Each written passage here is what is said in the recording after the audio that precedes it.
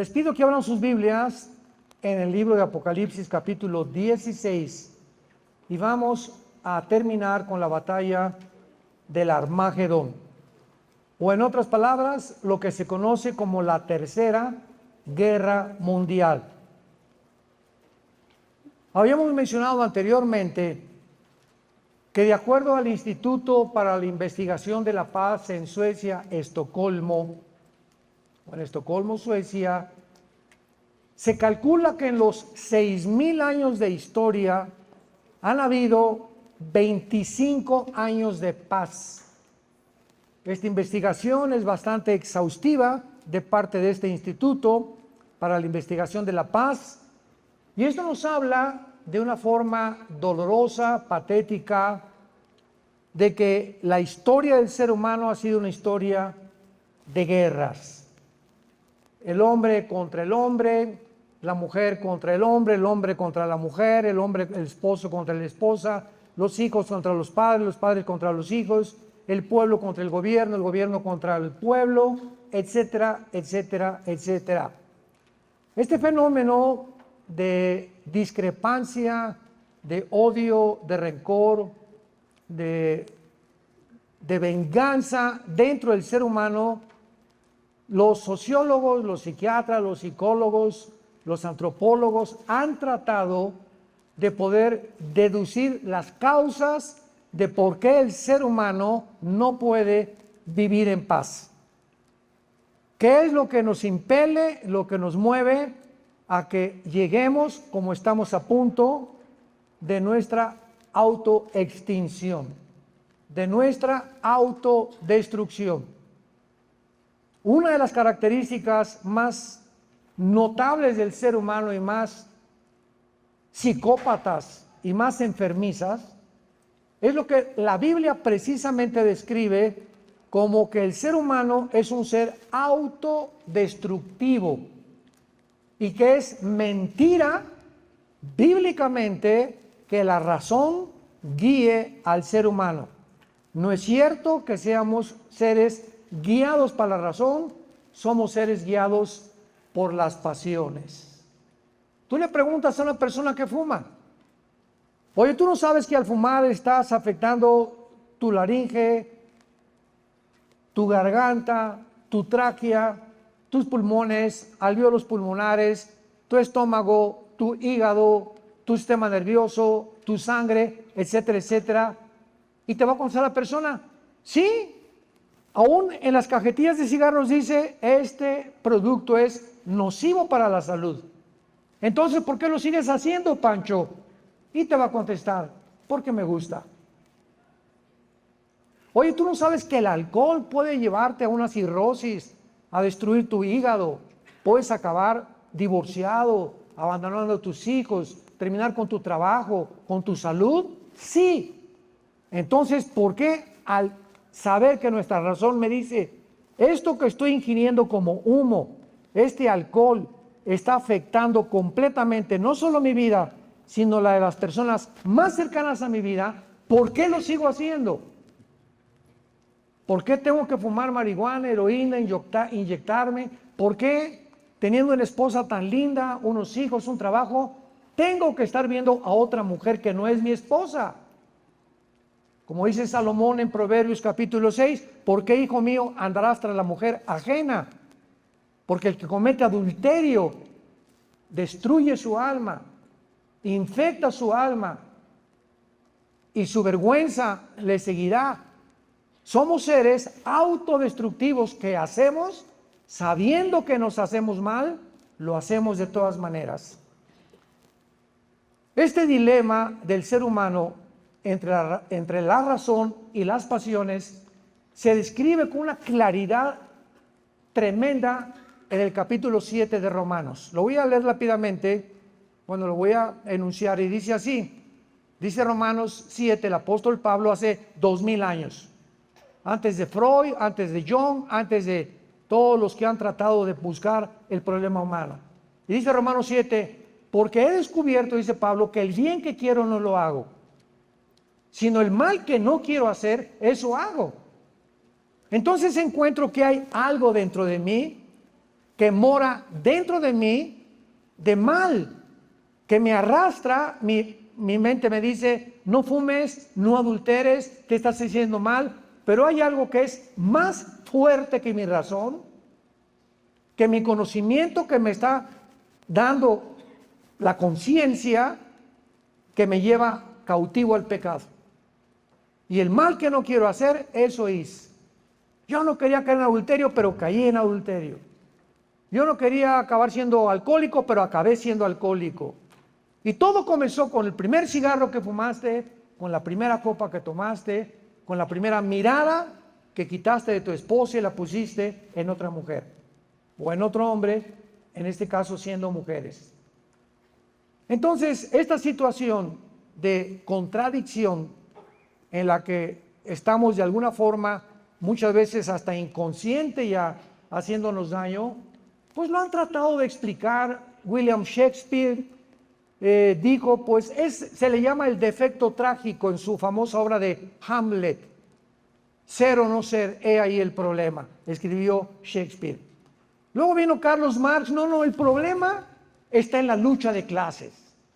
Si la clase del proletariado derriba a la clase burguesa y se estabiliza la sociedad y repartimos el dinero, se va a solucionar el problema porque la raíz es social, de acuerdo a Marx. Viene Sigmund Freud, el problema es en la psique. El problema está que el ser humano tiene traumas que ha sido causado por la juventud, la infancia, y que lo hacen actuar de una forma autodestructiva. Y así tenemos nosotros todas estas opiniones de seres humanos como tú y como yo, que ninguno fueron Dios.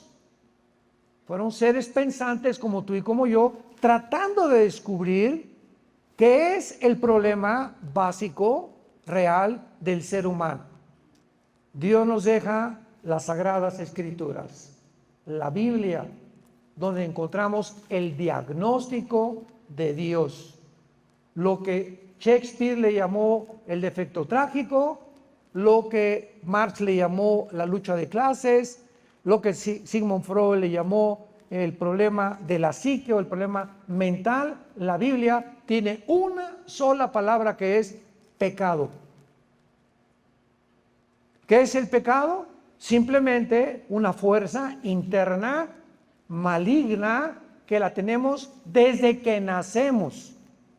Ahora que tenemos nuestra nietecita, ¿verdad? Mi esposo y yo vemos un año nacida y comienza y no quiero tus espaguetis. ¿Y qué? Y me saca la lengua y nos grita. Y así de chiquitos la pregunta es, ¿alguien le enseñó a portarse mal?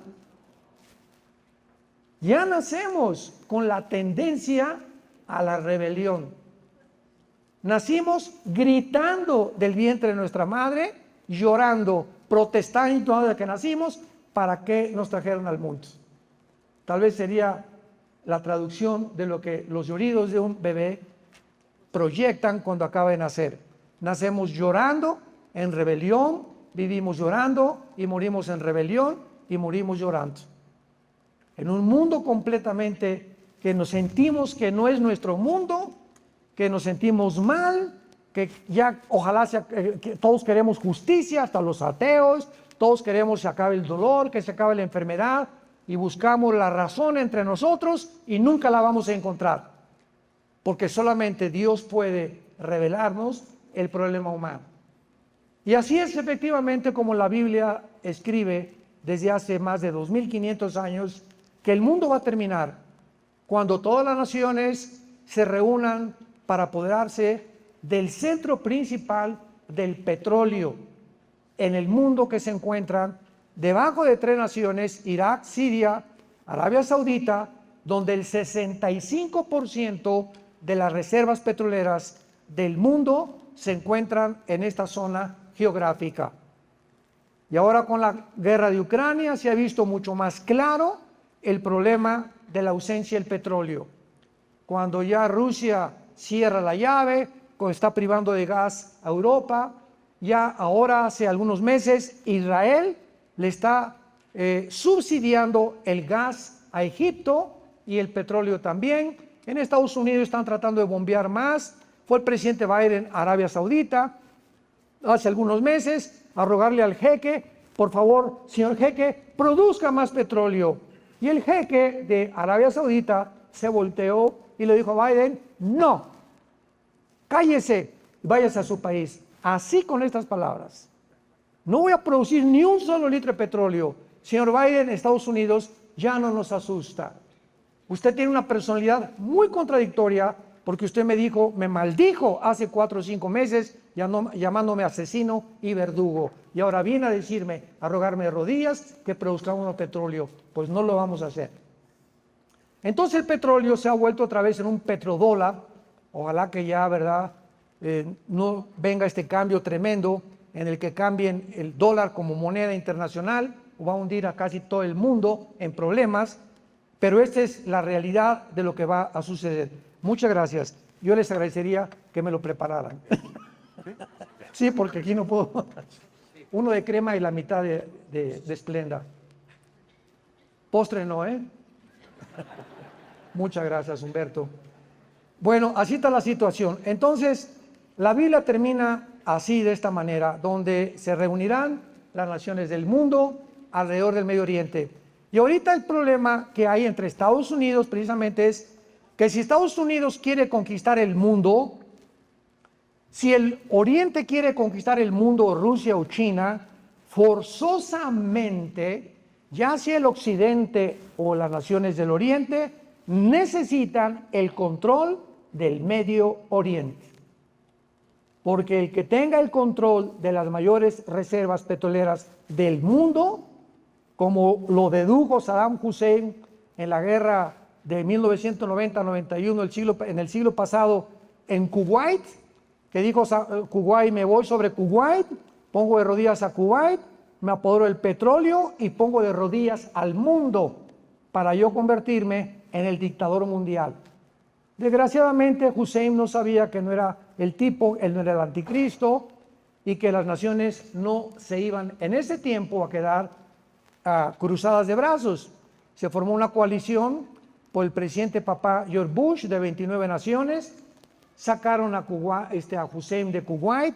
Cuando llegaron a Kuwait, Hussein había casi destripado a las mujeres embarazadas, había colgado a los niños, había hecho una masacre como no tienen idea. Se refugió en Irak, lo siguieron persiguiendo a Irak y allá lo encontraron en Irak, a Hussein, y su propio pueblo lo juzgó y lo ahorcó. Así que no fue posible para él dominar el Medio Oriente. Antes de que Inglaterra y Francia y Estados Unidos tuvieran control del Medio Oriente, lo tuvo el Imperio Otomano Turco, también ya lo mencionamos. Y los otomanos turcos casi por 500 años tuvieron el control del Medio Oriente hasta después de la Primera Guerra Mundial. Pero ya de la Primera Guerra Mundial para nosotros, el pleito ha sido entre Rusia y las naciones del Oriente y del Occidente para controlar ahora el petróleo. ¿Quién va a ganar? La Biblia dice que nadie. Porque cuando se junten ahí las naciones, Cristo aparecerá junto con nosotros para matar al anticristo, los ejércitos del anticristo, y establecer su reino mesiánico de 1000 años en el planeta Tierra. Veamos pues los detalles de esta última guerra que se llama el Armagedón. La palabra Armagedón es una palabra hebrea que significa monte, el monte de la matanza. Muchísimas gracias. El monte de la matanza, apúntalo, significa la palabra Armagedón. Y veamos con cuidado estos versículos. Apocalipsis 16, versículo 12 en adelante. El sexto ángel derramó su copa sobre el gran río Éufrates. Aquí tenemos un lugar geográfico que corre desde Turquía, desemboca en el Golfo Pérsico, que atraviesa casi todo el Medio Oriente, el famoso río Éufrates, donde dice Apocalipsis 9 que hay 4 ángeles atados esperando matar a una tercera parte de la humanidad. Entonces no tenemos duda alguna cuando se citan lugares geográficos de qué lugar está hablando la Biblia. derramó su copa sobre el gran río Éufrates y el agua de este se secó, para que estuviera preparado el camino a los reyes del oriente. En la Tercera Guerra Mundial, antes de que el mundo llegue a su fin, el continente americano, Bogotá, no existirá. ¿Cómo que hay? Estaremos arriba. Ahí para nada.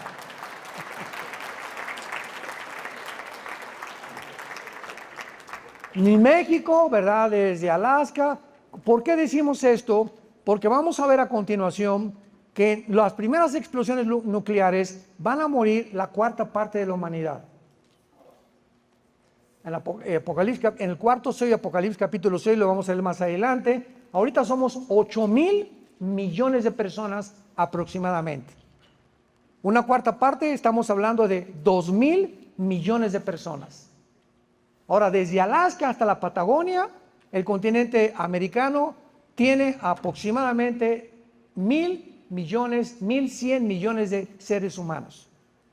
Así que cuando habla la Biblia que morirán 2,000 millones, estamos hablando de 2 continentes americanos. En proporción, los que desaparecerán del mundo por la guerra nuclear. Y vamos a examinar las bombas y las armas que tiene actualmente Rusia y Estados Unidos y la China. En el capítulo 9 de Apocalipsis, una tercera parte más morirá también. Y de acuerdo a la Biblia, solamente cuando venga Cristo sobrevivirá una tercera parte de la humanidad. Así que las naciones que se mencionan que sobrevivirán son parte del Medio Oriente y del Asia, entre ellas se encuentra la China. Así que los chinos van a estar vivos y coleando cuando Jesucristo regrese. Arabia, Egipto y algunas naciones posiblemente del norte de África. Cuando la Biblia habla que los reyes del oriente vendrán, cuando se seque el río Éufrates, damas y caballeros, el río Éufrates desde hace un año comenzó a secarse. Nadie se explica por qué todavía.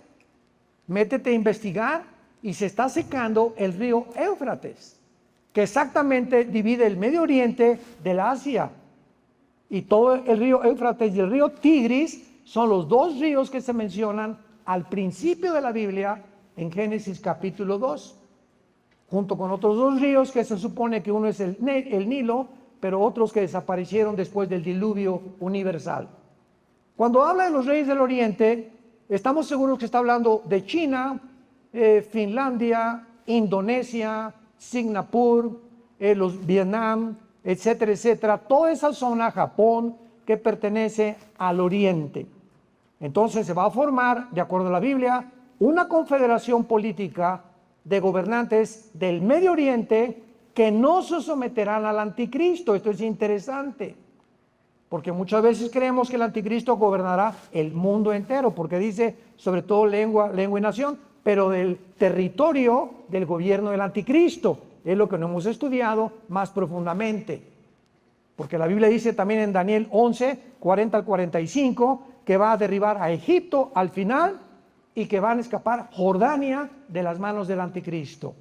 Así que va a haber naciones que no van a estar bajo el anticristo, que se van a rebelar contra él y van a tratar de pelear contra él, porque de eso se trata la guerra de la batalla del Armagedón.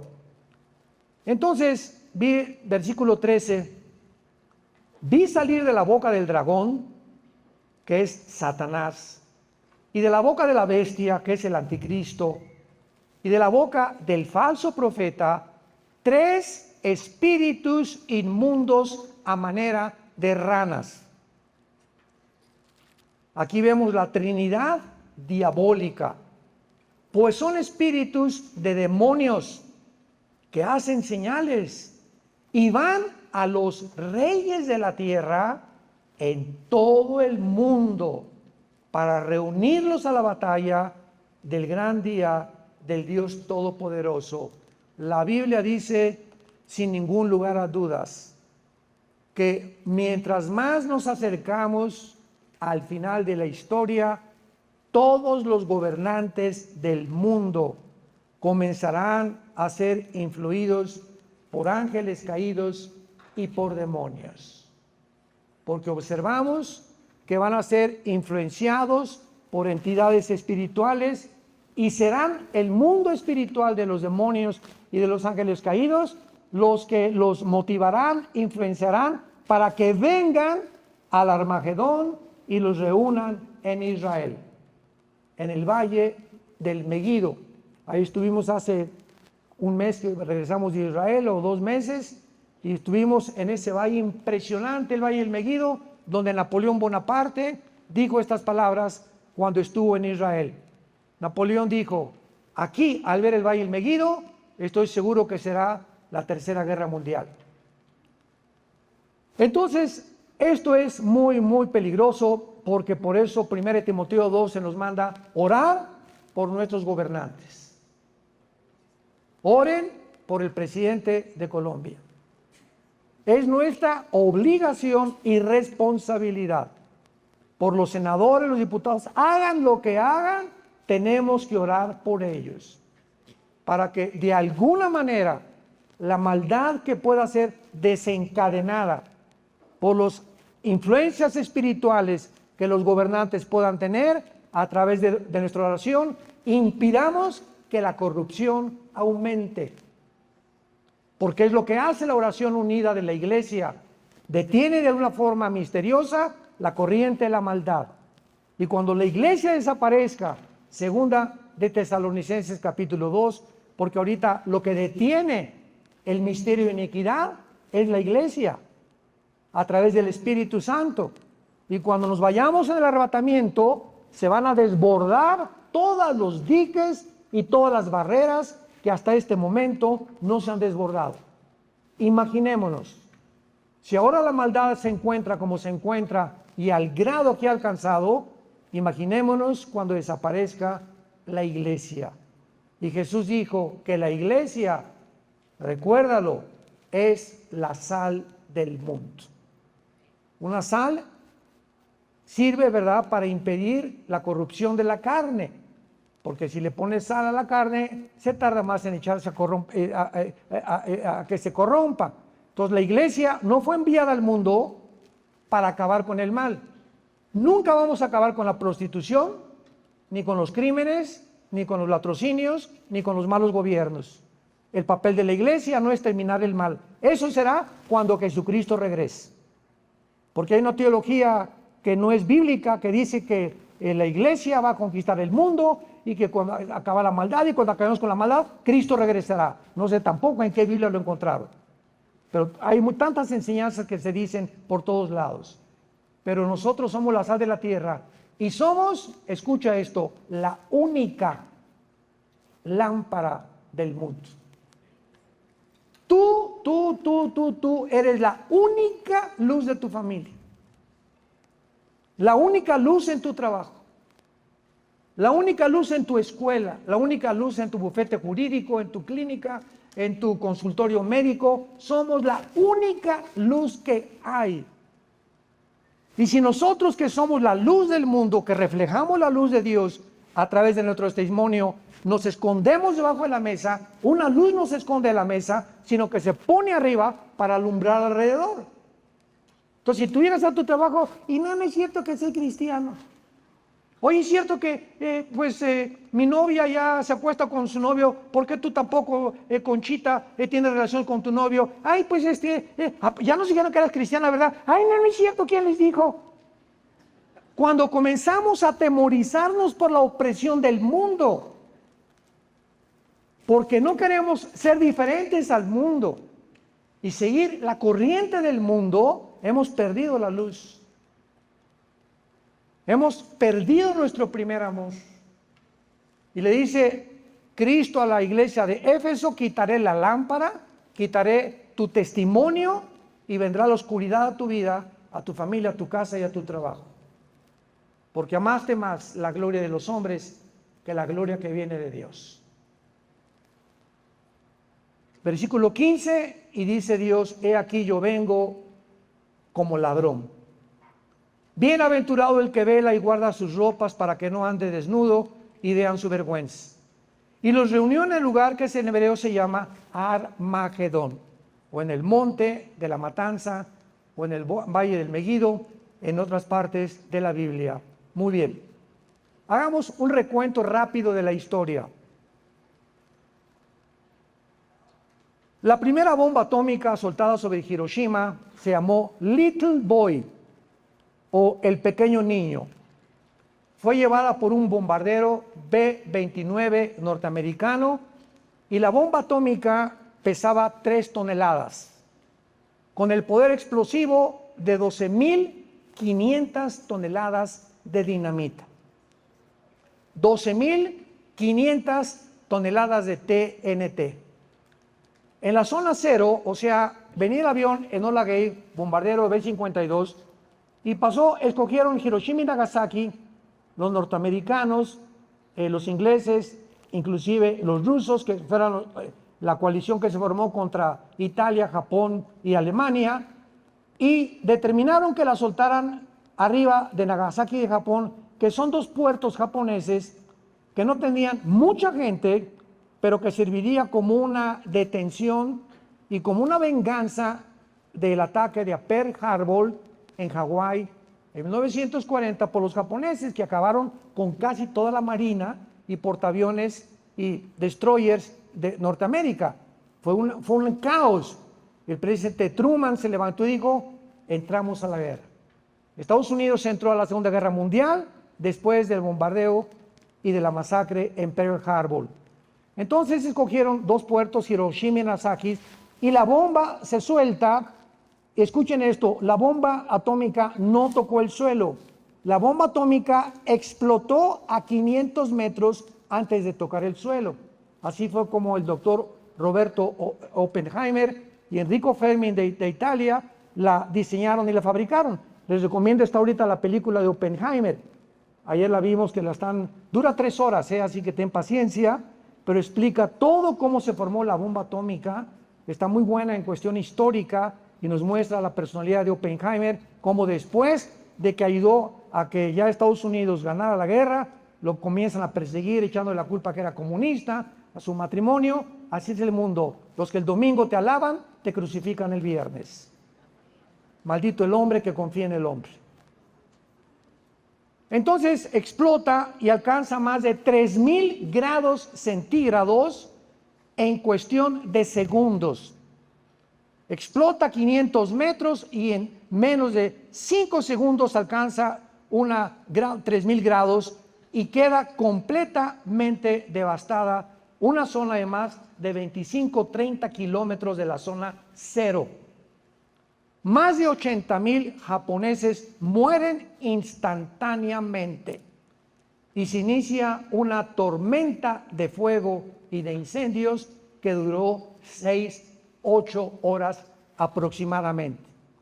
Lo más interesante de esto es que la Biblia, veamos rápidamente en el libro de Zacarías, ahorita regresamos a Apocalipsis, Zacarías capítulo 14, profetizó hace 2.500 años.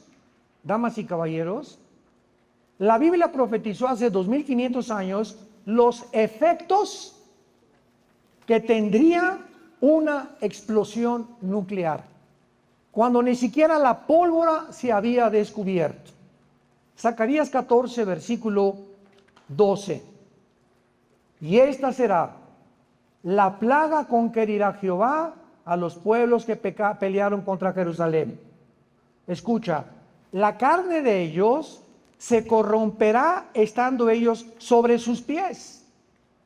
Se consumirán en las cuencas sus ojos y la lengua se les deshará de su boca. Esto no lo produce una lanza, ni una flecha, ni una granada. 2.500 años antes la Biblia había profetizado que la bomba atómica iba a producir rayos infrarrojos, rayos ultravioleta, que harían que las personas o los japoneses que estuvieron presentes en segundos desaparecieron sus ojos, sus cuencas, se desapareció su cuerpo por el infierno del calor que desplegó la radiación nuclear del uranio 235 y del plutonio, que son los elementos que forman una bomba atómica.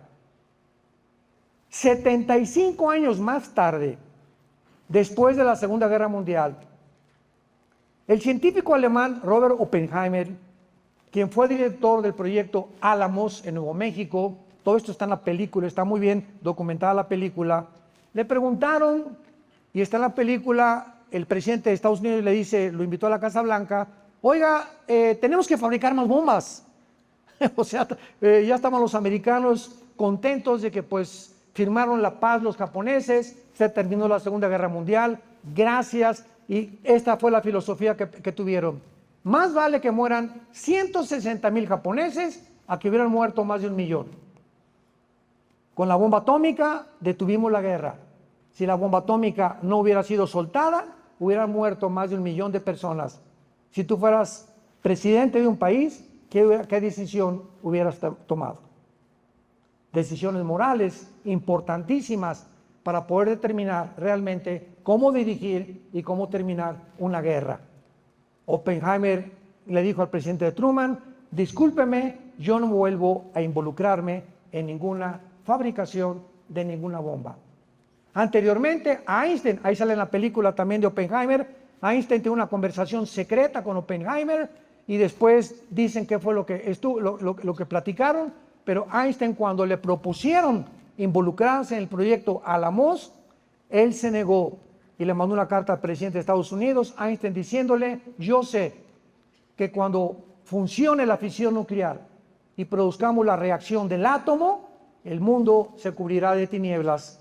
Y la última guerra será una guerra con palos. Ya no habrá armas porque regresaremos a la época de los cavernarios. Estas fueron las palabras de Alberto Einstein. Y ahora que han transcurrido más de 75 años, podemos darnos cuenta las increíbles armas nucleares, que la bomba atómica parece un cohete de los que usan los niños comparado con lo que les voy a mencionar, para que sepan dónde se encuentra el mundo. Estas armas, por ejemplo, Rusia tiene el misil intercontinental hipersónico que ninguna otra nación tiene, que se llama Zircon, con Z, Zircon. Este misil intercontinental puede ser lanzado desde un submarino a una velocidad 9 veces más rápido que el sonido y con un poder de alcance a poder llegar a cualquier ciudad del mundo, a cualquier ciudad del mundo. Considerando el poder destructivo y la devastación que causó la primera bomba atómica en Hiroshima y Nagasaki, es lógico que podamos imaginarnos la increíble destrucción y los millones de muertos que causaría un misil o una cabeza nuclear del siglo XXI. Mientras que las primeras 2 bombas atómicas soltadas en Japón se medían en kilotones, ahora se miden en megatones, que significan mega, grande o amplio o en crecimiento, con toneladas de 10 veces más que la bomba atómica de Hiroshima. Por ejemplo, una bomba de 1 megatón contiene el poder de 8 bombas de Hiroshima. 1 megatón, una bomba de 1 megatón, contiene el poder explosivo como si fueran 8 bombas soltadas en Hiroshima y Nagasaki. O sea, 4,000 veces más poderosas que la primera bomba atómica.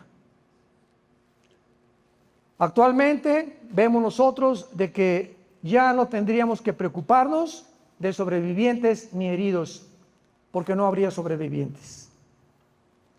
Las armas hipersónicas Zircon de Rusia vuelan tan rápido y a velocidades hasta el Mach 6 con una trayectoria balística atmosférica baja que puede penetrar los sistemas tradicionales de cualquier sistema antimisil que desarrolle Israel o Estados Unidos. Estados Unidos tiene la costa occidental, ¿verdad? En todo lo que es California, etcétera, etcétera, barreras invisibles para tratar de impedir bombas que vengan de China, e Israel tiene también escudos que interceptan las bombas que le mandan de la Franja de Gaza o que puedan lanzarlo el grupo terrorista desde el Líbano. En fin, hay naciones que ya están protegiéndose de una forma invisible con una tecnología impresionante de los misiles. Sin embargo, el misil intercontinental Zircon, nadie lo puede detener. Tendrían que hacer de aquí a la Luna un sistema antimisil para que no se lo brincara. Y nadie lo tiene más que Rusia. La velocidad de 400 kilómetros por hora, que ni siquiera es el alcance total del misil, estos misiles hipersónicos destruirían cualquier barco, portaaviones naval, etcétera, etcétera, cerca de Ucrania. Y lo más sorprendente es que Rusia tiene misiles de cruceros ahora de propulsión nuclear. Y el submarino Poseidón que tiene Rusia apuntando en el Atlántico a Estados Unidos y en el mar Pacífico apuntando a todo el área de Alaska y California, etcétera, etcétera, son submarinos que no se pueden rastrear. La tecnología, nadie sabe, tal vez fueron los chinos los que la desarrollaron y se la importaron a Rusia, no lo entienden cómo Rusia puede tener una tecnología tan elevada que ni los Estados Unidos han podido superar. Y finalmente vemos dentro de todas estas armas nucleares que la Biblia nos muestra claramente que terminarán en esta tercera guerra mundial. Ahora bien, cuando comenzó la guerra de Ucrania, el presidente de Chechenia, Ramzan Kadyrov, y el presidente de Belarus comenzaron a aconsejarle a Putin que usara las armas nucleares, que mandara un misil, escuchen, intercontinental, más de la velocidad Mach del sonido, a Inglaterra, a Escocia, a Irlanda, al Reino Unido, para que desapareciera el Reino Unido en 25 segundos. Y cuando el mundo viera que explotaba Escocia, Irlanda y la Gran Bretaña en 25 segundos, iba a rendirse Estados Unidos, el presidente Biden, como en la Segunda Guerra Mundial los japoneses, se iban a hincar, pedir perdón y cesaría una tercera guerra mundial. Putin no oyó este consejo, no sabemos por qué, pero el día 18 de febrero del año pasado, 2022, 18 de febrero, el presidente Lukashenko de Belarus anuncia la decisión de unirse y estar convencido de que deben usarse armas nucleares si Estados Unidos se atreve a poner una cabeza nuclear en Ucrania, o si convence la OTAN que Ucrania se adhiera a la OTAN, Rusia no se tentará la mente ni el dedo para usar armas nucleares. ¿Qué es lo que está pasando políticamente? Lo siguiente: la OTAN, que es el ejército de Europa, tiene un código. Y en medio de este conflicto hay tres naciones principalmente preocupadas para que las armas nucleares sean usadas: Estados Unidos, Gran Bretaña y Alemania o Francia.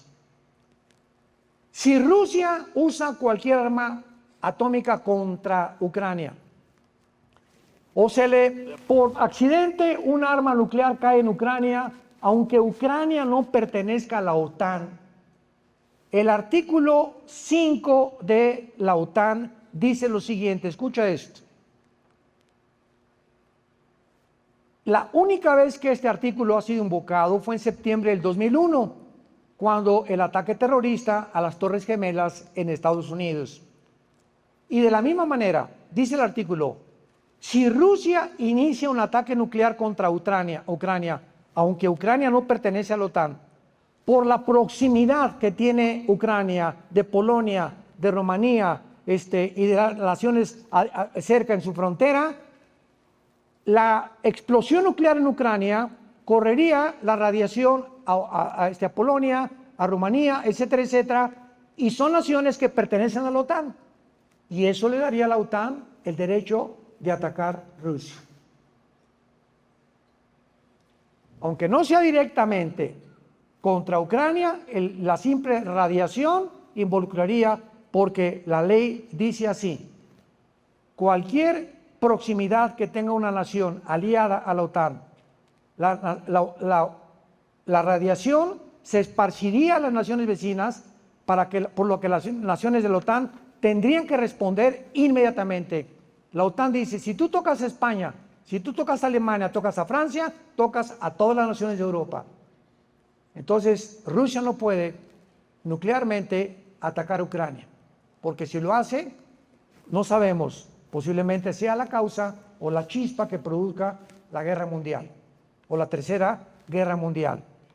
La realidad es que Putin usaría cualquier arma nuclear, no se va a tentar el corazón para hacerlo, y el uso de estas armas causaría una radiación que atravesaría las fronteras de las naciones de la OTAN.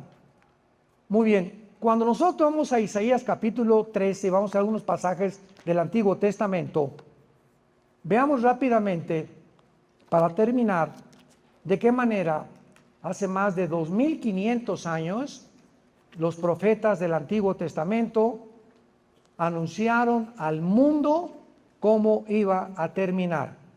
Dice Isaías 13, versículo 9. He aquí el día de Jehová. Viene terrible y de indignación para convertir la tierra en soledad, por lo cual las estrellas de los cielos y sus luceros no darán su luz. El sol se oscurecerá, ahora ya lo sabemos por la radiación nuclear, al nacer, y la luna no dará su resplandor. Y castigaré al mundo por su maldad, y a los impíos por su iniquidad, y haré que cese la arrogancia de los soberbios, y abatiré la altivez de los fuertes. Versículo 13. Porque haré estremecer los cielos, y la tierra se moverá de su lugar. ¿Qué inclinación tiene la tierra sobre su eje? 23 grados y medio. O sea, la tierra no está así, la tierra está así, con una inclinación de 23 grados y medio. Si la tierra se moviera media pulgada a la derecha o para la izquierda, sobrevendría un caos totalmente, una inversión de los polos, que produciría únicamente una guerra nuclear. La tierra se moverá de su lugar en la indignación de Jehová de los ejércitos y en el día del ardor de su ira. Isaías 24, versículo 19 al 23. Isaías 24, 19 al 23. Será quebrantada del todo la tierra.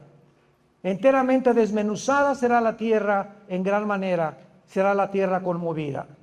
Temblará la tierra como un ebrio, será removida como una choza, se agravará sobre ella su pecado y caerá y nunca más se levantará.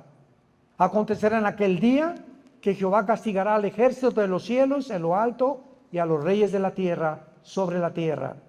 Y serán amontonados como se amontonan los escarcelados en mazmorra, y en prisión quedarán encerrados y serán castigados después de muchos días. La luna se avergonzará y el sol se confundirá cuando Jehová de los ejércitos reine en el monte de Sión y en Jerusalén, y delante de sus ancianos o de nosotros sea glorioso. Esta realidad ya está enfrente de nosotros desde la invasión a Ucrania. El mundo creía que habría paz, el comunismo cayó, ya no tenemos enemigos, nuestra tecnología hará que nos superemos como somos amibas, y estamos a punto de evolucionar ahora con la ayuda de la genética y la tecnología moderna. Vamos a gobernar el mundo, como dice el Foro Económico Mundial, seremos dioses. Vamos a fabricar una nueva raza humana, lo dice el transhumanismo, la inteligencia artificial, el proyecto que vimos de DW y que es Roger el presidente, o de Wave, que están fabricando máquinas cuánticas hiperdimensionales para alcanzar a los extraterrestres. El mundo se encuentra como nunca se había encontrado, sentándose en el trono de Dios. Y qué interesante que el pecado que Dios anuncia que castigará cuando Él venga, será la soberbia. El hombre finalmente creyó la mentira de la serpiente, serán como dioses. Por haber creído esta mentira, hasta el siglo XXI vendrá Dios con sus ángeles y con nosotros para tratar de que no se acabe la humanidad, que los sobrevivientes pasen al reino milenial con nosotros cuando regresemos con Jesucristo y que sea formada una nueva humanidad, donde los cielos resplandecerán y los que anuncian la justicia como estrellas a la perpetualidad. Si tú eres un hijo de Dios y una hija de Dios, no pierdas tu mirada en Jesús. Puesto los ojos en Jesús, el autor y consumador de nuestra fe. No somos de los que retroceden, sino de los que proceden a la salvación. No somos de los que nos desanimamos ni nos avergonzamos, somos personas con convicciones. Y si ha habido un tiempo en que tienes que mostrar convicciones, es ahora.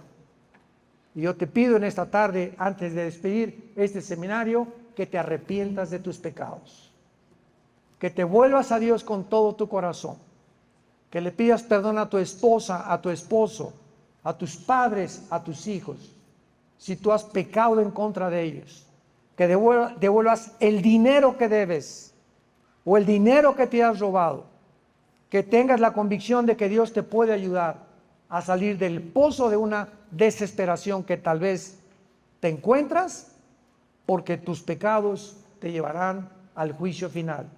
La paga del pecado es la muerte, mas el regalo de Dios es vida eterna en Cristo Jesús. He aquí, dice el Señor, les pongo la bendición y la maldición. Escoge pues, eres responsable individualmente de tus acciones. La bendición, si me escuchas y me sigues. La maldición, si sales por esa puerta hoy en la tarde, tal como entraste. Tal vez viniste por curiosidad, alguien te invitó, no tenías idea ni siquiera de lo que ibas a escuchar, pero Dios tenía una cita contigo. Dios te quería hablar en esta precisa tarde para decirte que te ama, que dio a su Hijo en la cruz por tus pecados y que tú tienes que volverte a Él con todo tu corazón antes de que la muerte te sorprenda sin Cristo y seas condenado eternamente en el infierno. Padre, te damos gracias en esta tarde por tu santa palabra. Te damos gracias por habernos llamado a ser llamados tus hijos y tus hijas mediante el sacrificio de tu Hijo en esa cruz. Gracias por habernos dejado estas palabras que son fieles y verdaderas. No hay nada torcido en ellas. Todas ellas son rectas al que entiende y razonables a los que han alcanzado la sabiduría. La palabra de Jehová es limpia y pura como la plata más pura. Dichosos los que confían en ella. Serán como árboles plantados, que siempre darán su fruto, siempre prosperarán, siempre avanzarán. No son de los que se van a estancar ni a confundir, sino que tendrán sus sentidos espirituales alertados ante los peligros que nos rodean actualmente y serán esos guerreros, esos soldados de la fe, los que presentaremos la última batalla contra los poderes del mal. Ya han sido vencidos en la cruz, se nos manda solo resistir como soldados firmes, como baluartes de nuestra casa, de nuestros hijos, de nuestras iglesias, del mundo, que podamos saber que ningún viento nos va a derribar. Seremos como las palmeras, vendrán tsunamis y vendrán vientos y permaneceremos en pie, porque nuestra casa fue fundada sobre la roca que se llama el Señor Jesucristo, en quien confiamos hasta el final de nuestra vida. Amén.